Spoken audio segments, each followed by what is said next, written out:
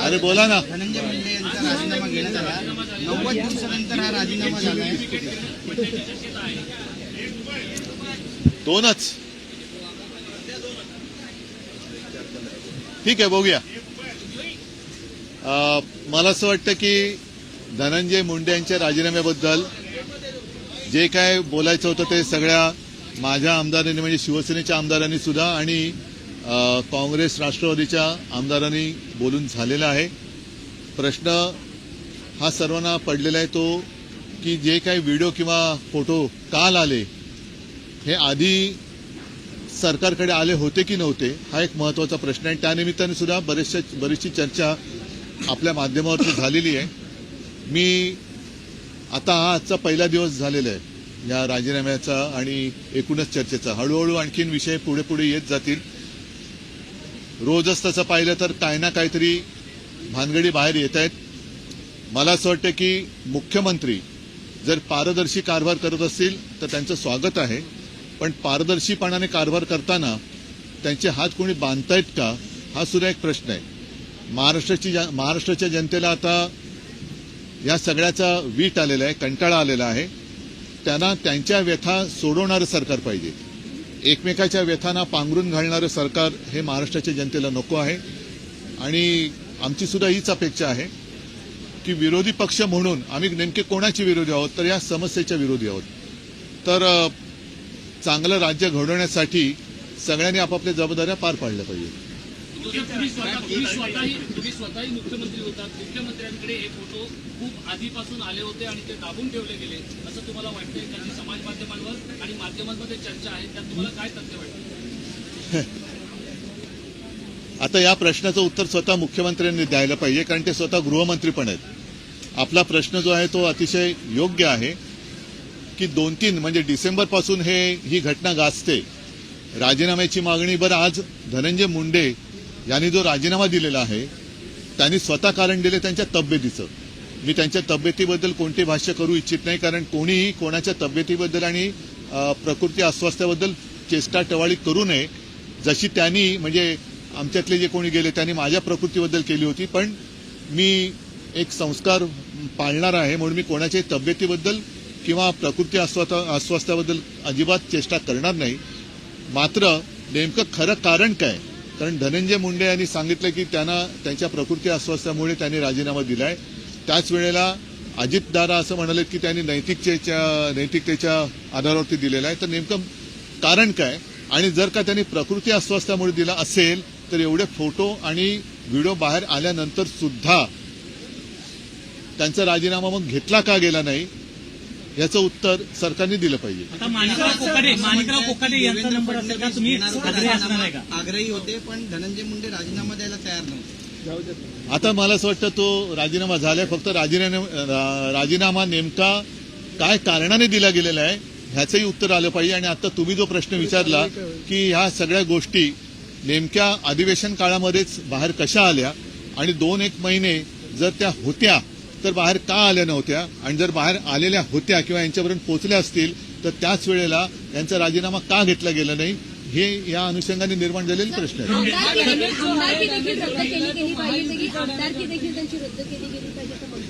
आणि त्याचबरोबर खंडणीच्या कारणास्तव हा खून झाला होता. आणि आता बघा, धनंजय मुंडे यांच्या बंगल्यावर झाली असं समजतंय, तर सहआरोपी करावं का धनंजय मुंडे यांना देखील तशी मागणी केली. म्हणूनच मी काय म्हटलं की 2-1 महिने या सरकारने तशी कोणती हालचाल केलेली नव्हती. हे आश्चर्यकारक आहे. आणि आता जी काय मागणी होते मग ती जनता आज तिकडे मराठवाड्यामध्ये उत्स्फूर्तपणाने काही ठिकाणी बंद होत आहेत.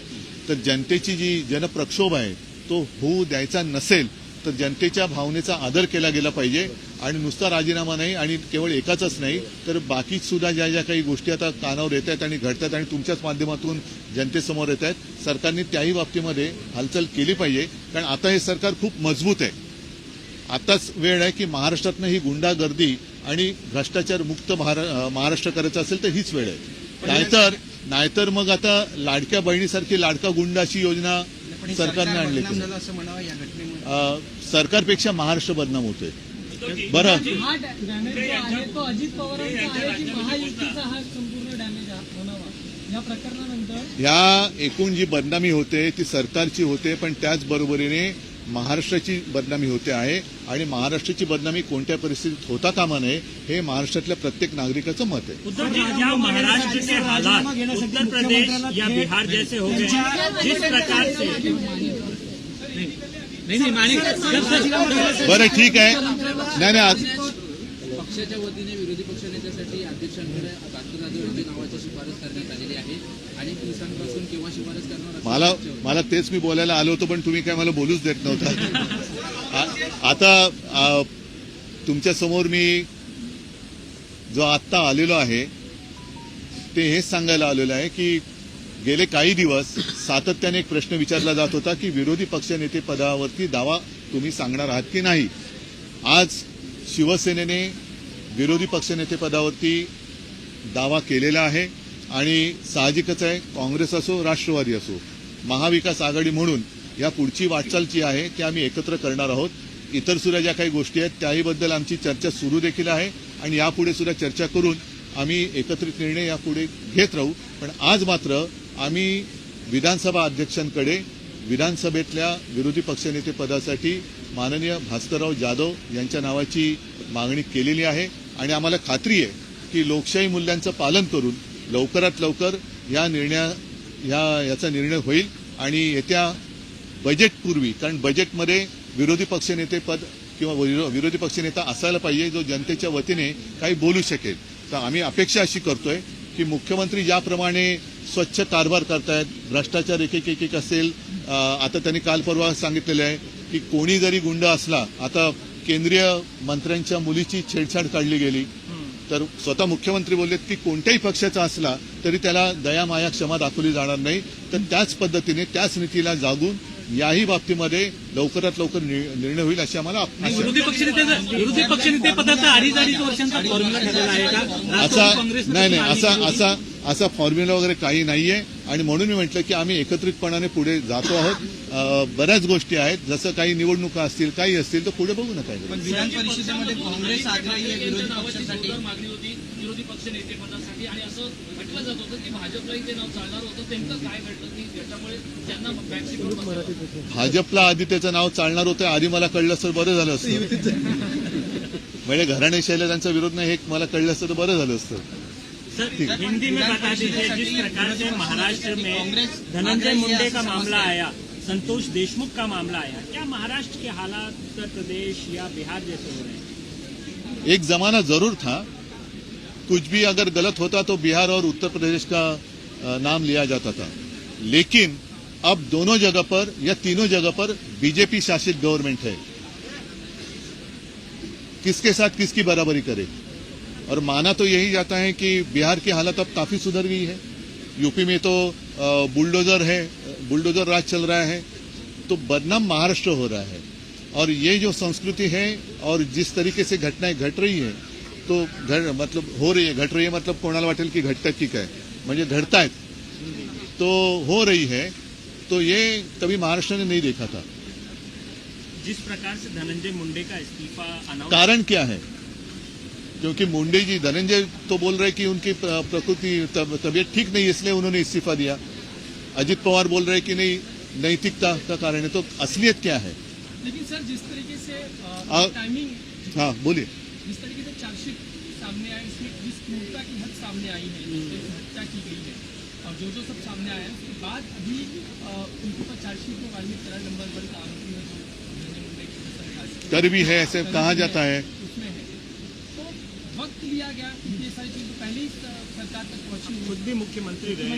यही एक सवाल है कि जिस तरीके के सब फोटो और वीडियो कल आ गए बाहर, तो क्या होम डिपार्टमेंट के पास ये जानकारी पहले नहीं आई थी? अगर आई होगी तो क्यों इतने दिन लगाए? और नहीं आई होगी तो क्या अपने होम डिपार्टमेंट की जो सिस्टम है तो वो तो नाकामयाबी उनकी है, नाकामयाबी फिर होम डिपार्टमेंट की है. तो ये सारे बातों का उत्तर गवर्नमेंट को देना होगा. औरंगजेब को लेकर के काफी विवाद हो रहा है. कल अबू आजमी ने बयान दिया कि औरंगजेब जो है वो, उसके ऊपर काफी बहस हुई है और हम तो यही मानते हैं और यही चाहते हैं कि जो भी हमारे जो हम जिसको देवता मानते हैं, छत्रपति शिवाजी महाराज, छत्रपति संभाजी महाराज, उनके बारे में कोई भी कुछ भी गलत कहे तो उनको शासन होना चाहिए, उनको माफ नहीं करना चाहिए। एक अहम सवाल है, संपन्नाची मागणी करण्यात आहे. आप हर रोज नहीं बात करते हिंदी में, तो एक सवाल मैं जरूर लूंगा कि कई बार ऐसी चर्चाएं होती हैं, कई बार शिंदे गुट की तरफ से ये कहा जाता है कि आपके विधायक और एमपी जो है उनके संपर्क में है। रिसेंटली आपने एक बैठक भी की थी, तो क्या मातोश्री में एक बैठक की थी अपने तो मेरे अपने घर की बैठक है, वो सारे विधायक तो अभी मेरे साथ ही है। तो क्या इसको लेकर के कितने विधायक जो है, क्या कोई जाने की संभावना है? क्या है? रिपब्लिक